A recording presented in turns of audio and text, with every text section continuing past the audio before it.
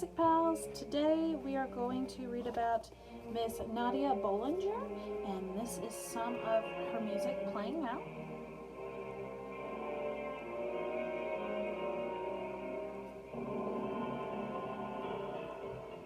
A little different than what we're used to. She was known as the Tender Tyrant. She was born in Paris, France in 1887 and died in Paris, France in 1979. She was a French composer and conductor, famous as the most influential music teacher of the 20th century, who guided several generations of American composers. As a baby, Nadia Boulanger hated music. It made her cry or hide under the piano. "What a strange little girl we have," her father would say. Then at age 3, she heard a fire siren outside the apartment, went to the piano to recreate the sound, and stayed at one piano or another for the next 89 years. Boulanger's first music teacher was her mother, a former Russian princess who was strict and a perfectionist. To force her to develop good posture, she tied Boulanger to chairs when she was a baby. All her life, Boulanger walked somewhat stiffly. By age 13, Boulanger was performing on the organ and piano, and at 17 she began teaching, supervising her younger sister Lily's education. Lily became a brilliant composer, the first woman to win the Prix de Rome, an important prize in music composition. When Lily died at age 24, Nadia, who got only as far as a second-place Prix de Rome, gave up her own composing and concentrated on teaching to support herself and her mother. Women at that time in France were, by law, paid half as much as men doing the same work. Boulanger got around this by deciding to work twice as hard. Her classes and private lessons became legendary. She had a gift for making things she had said many times sound spontaneous, and for giving each pupil close attention. As a teacher, she said, "My whole life is based on understanding others, not on making them understand me."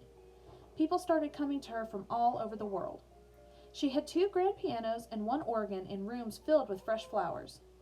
Over the fireplace was a white marble bust of her sister, Lily, and everywhere there were gifts from musician friends and thousands of music books covered in brown paper.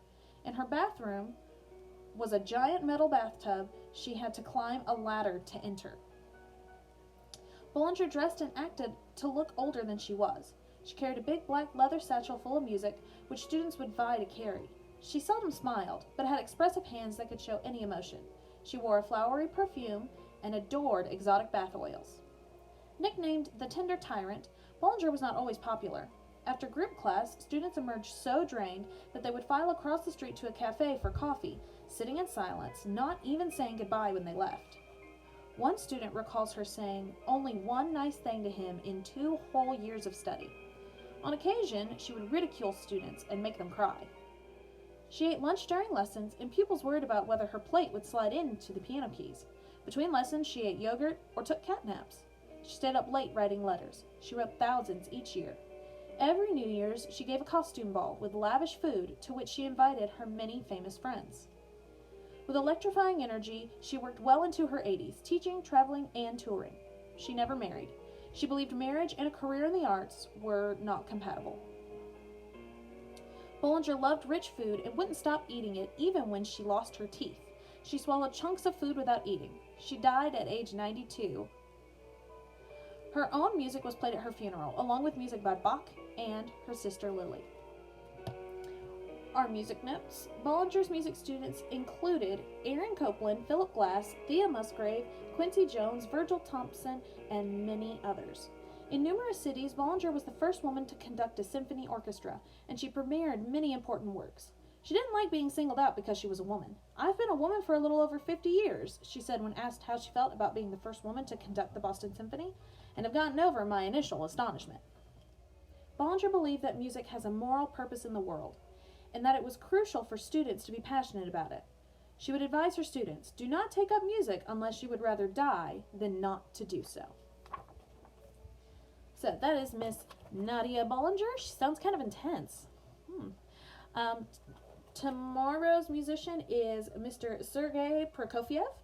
He's another Russian composer, so we're hopping to another part of the world, and we will hear his music and his story next time. Bye, guys, gals, and music pals.